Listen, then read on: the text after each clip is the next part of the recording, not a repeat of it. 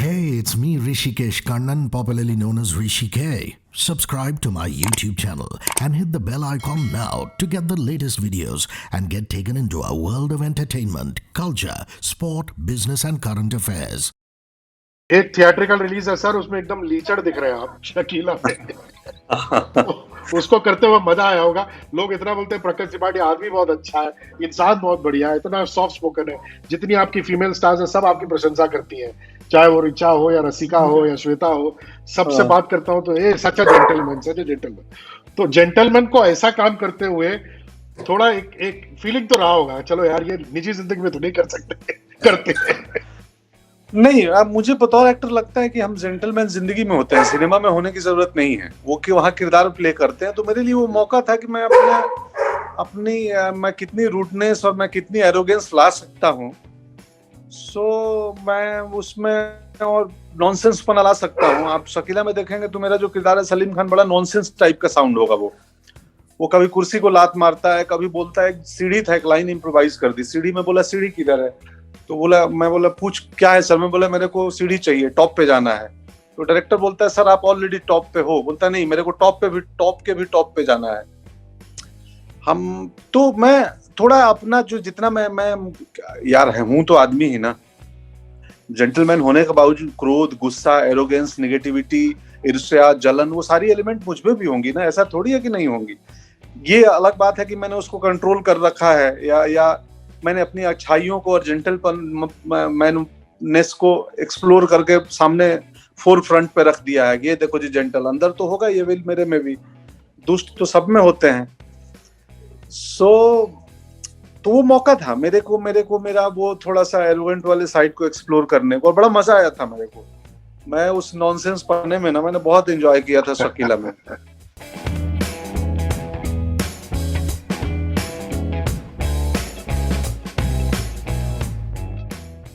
पंकज त्रिपाठी, हमेशा अच्छा लगता है आपसे बातें करते हुए।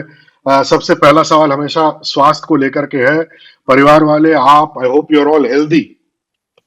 जी बिल्कुल हेल्दी है और सुरक्षित है। आजकल जी मैं सबसे पहले जो है इस स्टोरी के प्रेमिस के बारे में बात करना चाहता हूं। ये अज्यूम करना कि सब लोग जानते हैं कि ये किसान था, आजमगढ़ में था और इसके साथ ये हुआ, ये उचित नहीं है, क्योंकि बहुत सारे लोग अब भी नहीं जानते। हालांकि न्यूज में इतना उछला था कुछ पहले सालों में। तो प्रेमाइस बताइए कि ये कौन था, इसके साथ क्या हुआ एक्चुअली, जिसके बेसिस पे फिल्म की शुरुआत होती है। ये लाल बिहारी जी थे, उनका नाम था। वो कुछ कारणवश सरकारी दफ्तर में गए अपने एक पुराना पेपर लेने के लिए, कुछ लैंड संबंधित। तो वहां उनको जानकारी मिली कि भाई आपका तो यहाँ डेथ सर्टिफिकेट जमा है। आप उन्होंने बोला मैं सामने बैठा हूँ, मैं हूँ। बोला नहीं, लेकिन मैं थोड़ी मानेंगे, पेपर में तो लिख रहा है कि आप नहीं है।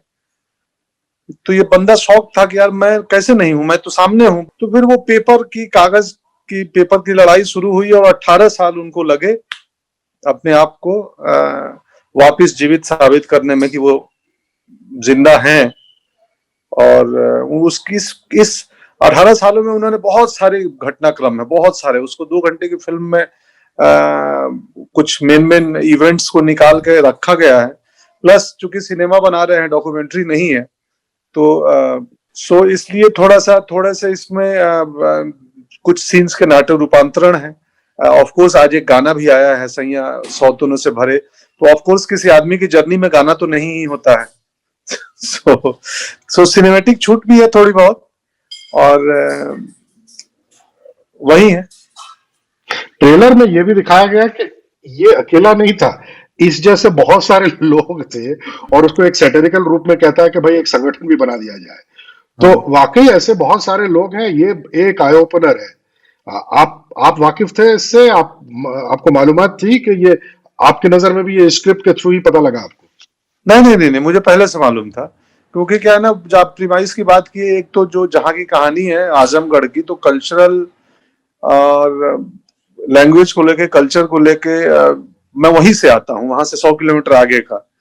तो मुझे ये किस्सा मालूम था कि सरकारी दफ्तरों में लोग ऐसा करते हैं। सो मेरे लिए अनजाना नहीं था। मैंने ऐसे कई घटनाक्रम देखे हैं, सुने हैं, और जानता हूँ। आजमगढ़ के बारे में एक बार मैं बताना चाहूंगा आपको कि शबाना आजमी से मैं बात कर रहा था और मैंने कहा वहां तो गुंडाई बहुत है और बंदूक वाले बहुत हैं और गैंग वाले बहुत हैं आजमगढ़ में। बोली मुझे डांट दिया उन्होंने, कहा कि तुम्हें पता नहीं है कि वहां बहुत अच्छा अच्छा काम भी होता है। वहां पे हम लोग मिजवा एनजीओ चलाते हैं आजमगढ़ में। उनके पिताश्री जो कैफी आजमी है, अब्बा हुजूर, वो वहीं से आते हैं। तो उन्होंने डांट दिया मुझे कि यहाँ पे सिर्फ गुंडाई नहीं है, बहुत ज्यादा कल्चर भी है वहां पे। तो अच्छा लगता है कि एक शहर में रहने वाला आदमी, खास करके हम लोग हमारे मेट्रोज के लोग, ऐसे ऐसे छोटे शहर और छोटे टाउन्स की कहानी हम लोग सुनते हैं। और इसमें खास करके आप जैसे व्यक्ति को बहुत ऐसे रोल्स में कास्ट किया जाता है क्योंकि आप वहीं से हैं, आप जमीन से जुड़े हुए हैं। तो ये अच्छी बात तो होगी ही, लेकिन आप ये बताएं कि ऐसी स्टोरीज में आप अपनापन कैसे लाते हैं, your own imagination, your own experiences. Correct, क्योंकि मैं बतौर एक्टर, हमारे एक वो टूल है, बहुत ही स्ट्रॉन्ग टूल है अपना इमेजिनेशन का, जो हम इस्तेमाल करते हैं। और मैं आमतौर पे, जैसे ये तो चलिए एक व्यक्ति की कहानी है, सो मैंने इसमें कहीं भी नकल नहीं की है लाल बिहारी जी की, कि उनका भाव बिहेवियर कुछ भी नकल नहीं किया हूं मैं, बस उनके कहानी ले ली है। सो और बहुत अच्छा आपने बोला जो आप किस्सा बताया आजमगढ़ को लेके। मुझे याद है, मैं पिछले गैंग्स ऑफ वासेपुर के शूट कर रहा था और बनारस में थे हम लोग, एक लॉज में, गंगा लॉज में। तो वहां के एक सज्जन ने पूछा कि भाई ये कौन है डायरेक्टर जो फिल्म बना रहे हैं। मैं बोला अनुराग कश्यप इनका नाम है। तो बोला ये दबंग बनाए थे। मैं बोला नहीं, दबंग वाले इनके भाई थे। तो बोला ये क्या बनाए थे। मैं बोला ये सब बनाए हैं, पहले की फिल्में बताई मैंने 5, ब्लैक फ्राइडे। बोला ये सब नाम नहीं जानता हूं मैं। तो मैं बोला कोई बात नहीं है, नहीं जानते हैं। तो फिर मेरे मन में थोड़ी बदमाशी सूझी, तो मैंने उनसे पूछा उस सज्जन से कि एक बात बताइए, आपके शहर में कितने विद्वान हैं बनारस में। तो उन्होंने बोला बहुत विद्वान है, यहाँ तो भरे पड़े हैं। मैं बोला कुछ का नाम बताइए। तो बोला नाम तो याद नहीं आ रहा है अभी। मैं बोला अच्छा ये बताओ कितने बाहुबली हैं। बोले वो भी बहुत है। मैं नाम बताइए। उन्होंने फटाफट 5 बाहुबली के नाम बता दिए। तो मैं बोला ये कलयुग है, कलयुग, इसमें विद्वान लोग जो है उनकी चर्चा कम होगी। सो खैर, जैसे हमारा सीरीज था मिर्जापुर कजरी जो गायकी है, कजरी का उद्गम स्थल है मिर्जापुर। सो मैं ऐसा नहीं है कि मिर्जापुर में सिर्फ सब गुंडे ही होंगे, तो नहीं, वहां एक से एक विद्वान सज्जन लोग होंगे। कजरी गायकी की उत्पत्ति है।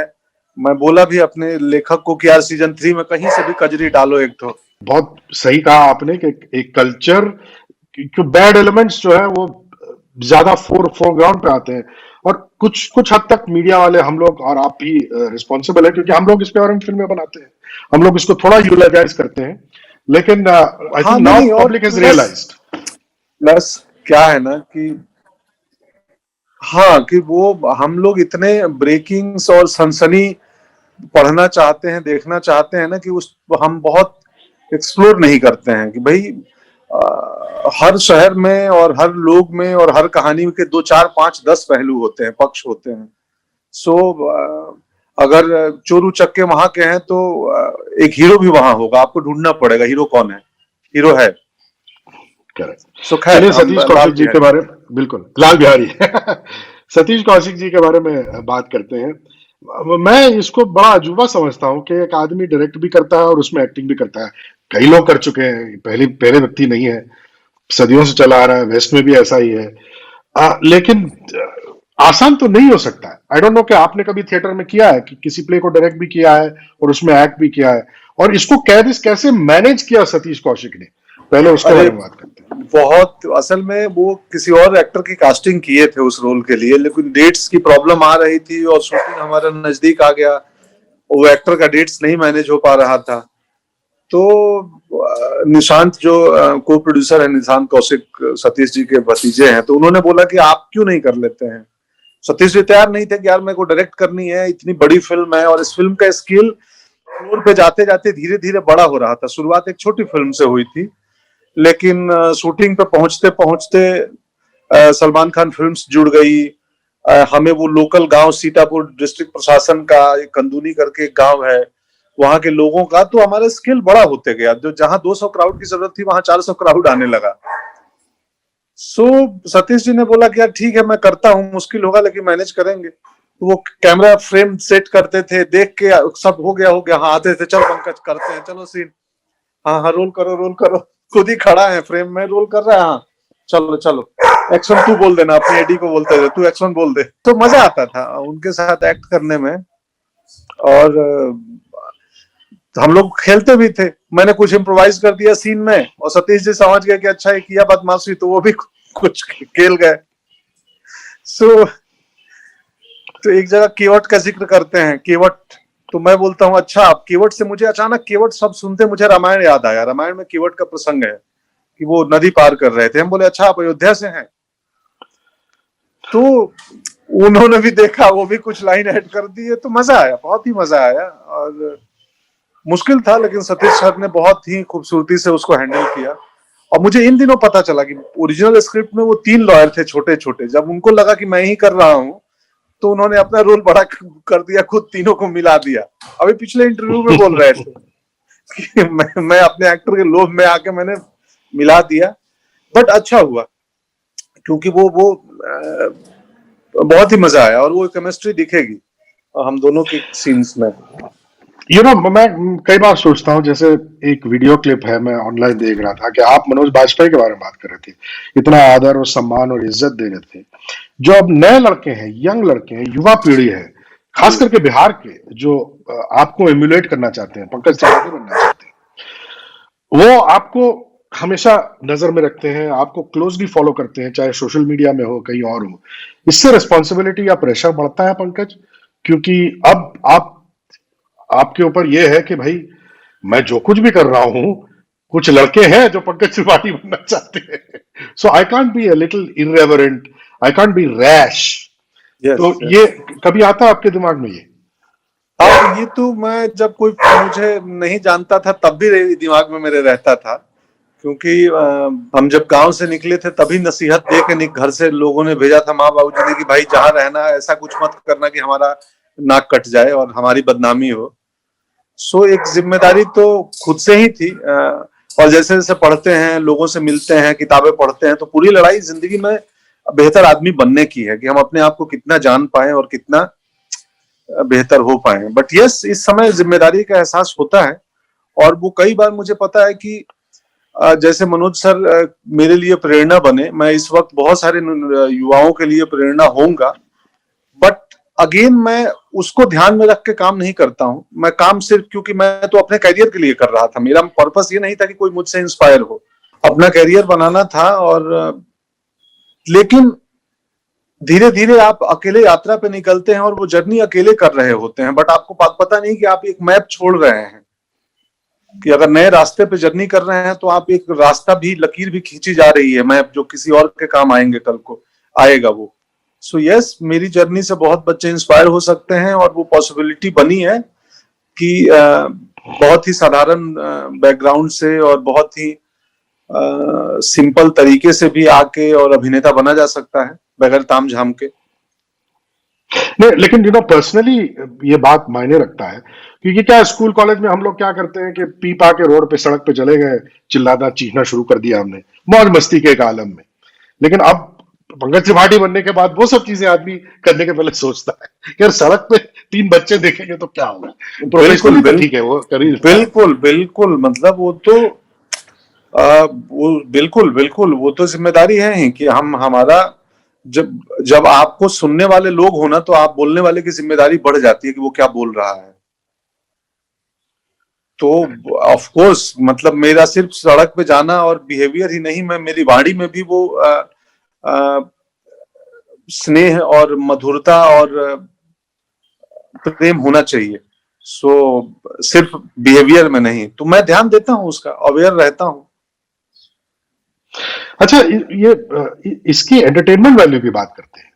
कहीं मैं ये लोगों को ये नहीं बताना चाहता हूं कि ये डॉक्यूमेंट्री टाइप है, ठीक है, रियल लाइफ इंसिडेंट हुआ, लेकिन जो लाइनें हैं जो ट्रेलर में है, दे आर क्वाइट कॉमिक, मजेदार भी है, राइटिंग भी अच्छी है, आपने कहा कि आपने इम्प्रोवाइज भी किया। सैटिरिकल या ब्लैक कॉमेडी में क्या है कि बहुत बॉर्डर लाइन रहता है, कभी बहुत गलत भी जा सकता है। क्योंकि आप मृत्यु के ऊपर जोक्स बना रहे हैं, यू नो। तो इस फिल्म की राइटिंग के बारे में बात कीजिए और एंटरटेनमेंट क्वेश्चन के बारे में बात कीजिए। नहीं, ये ना बहुत सैटारिकल टेक है। उस त्रासदी को हम त्रासदी की तरह और डॉकू ड्रामा की तरह भी नहीं पेश कर रहे हैं, बिल्कुल एक फिक्शनल कहानी की तरह पेश कर रहे हैं। इसमें काफी सिनेमेटिक लिबर्टी ली गई है।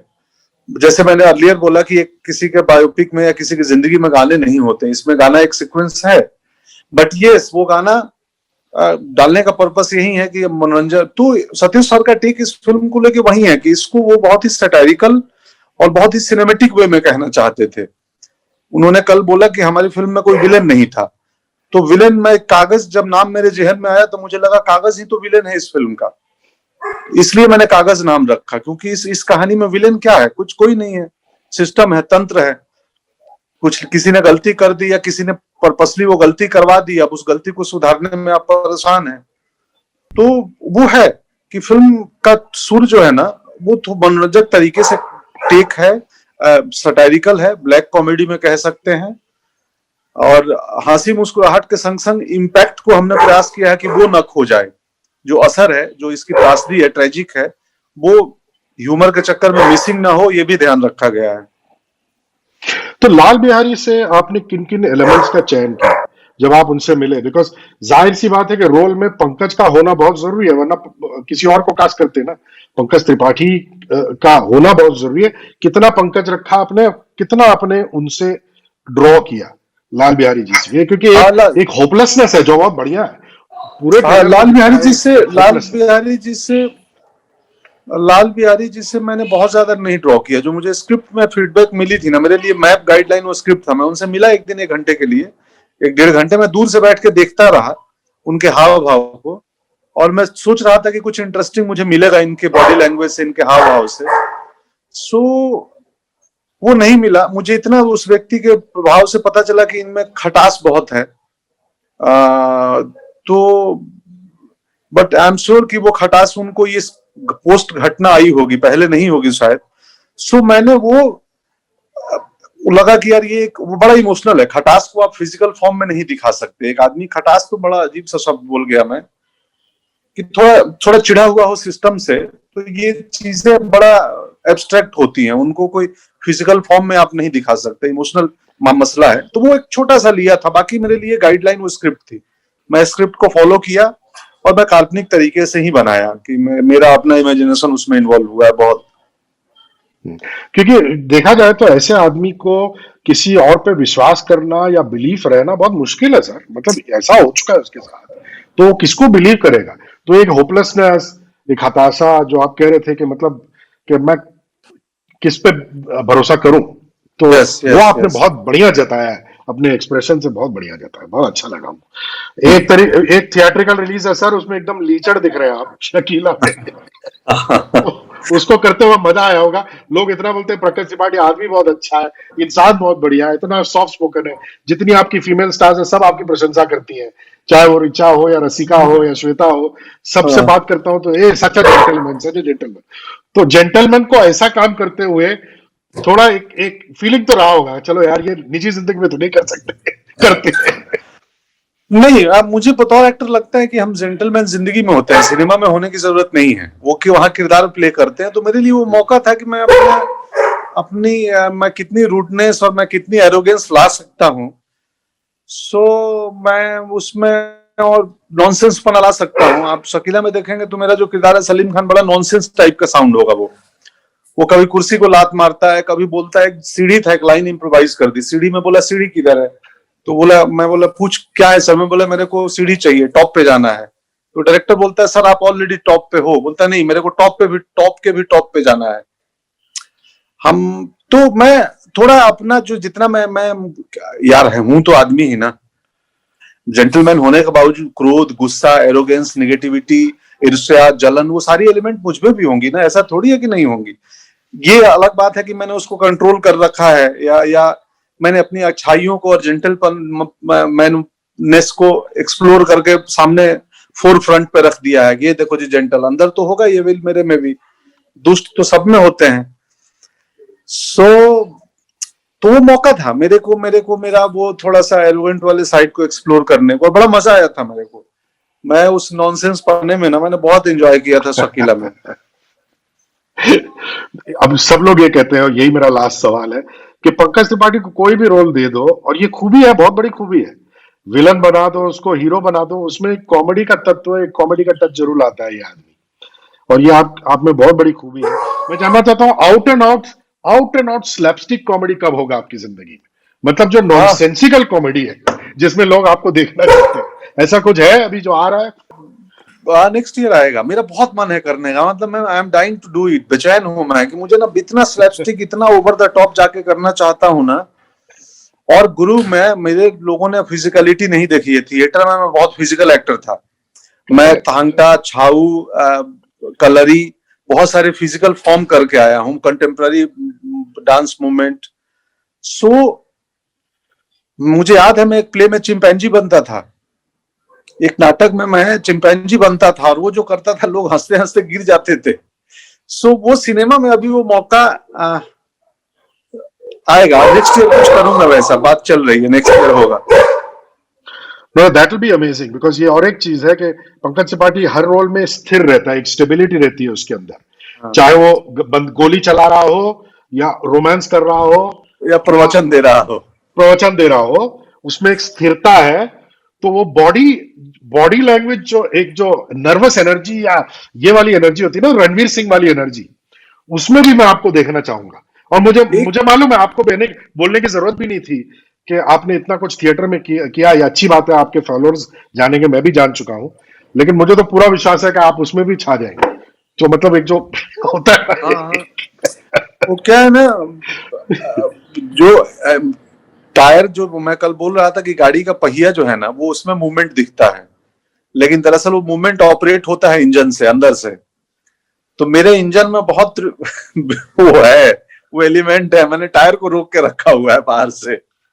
लवली लवली, क्यों नहीं, सब कुछ पहले ही दिखा देंगे तो आगे क्या होगा? अभी बहुत लंबा करियर, आगे क्या होगा? करेक्ट। अभी तो क्रिकेट की पिक्चर भी कर चुके हैं, तो क्रिकेट टर्मिनोलॉजी में बोल रहा हूँ, लॉन्ग इनिंग्स, टेस्ट मैच खेलना है, लॉन्ग इनिंग्स खेलना है। वो बड़ी खूबसूरत फिल्म है यार, बहुत 83 ना, बहुत मजा आया था, उसका जिक्र आ गया, और बहुत ही कमाल है। 83 में भी एक अलग सरप्राइज है, ऑडियंस को आनंद आएगा। चलिए जी, मेरे 20 मिनट पूरे हो गए। Thank you very much, lots of love. ठीक है, happy new year to your family and you. या आपको भी, और आपके लिसनर्स को, श्रोताओं को, दर्शकों को हैप्पी न्यू ईयर सर।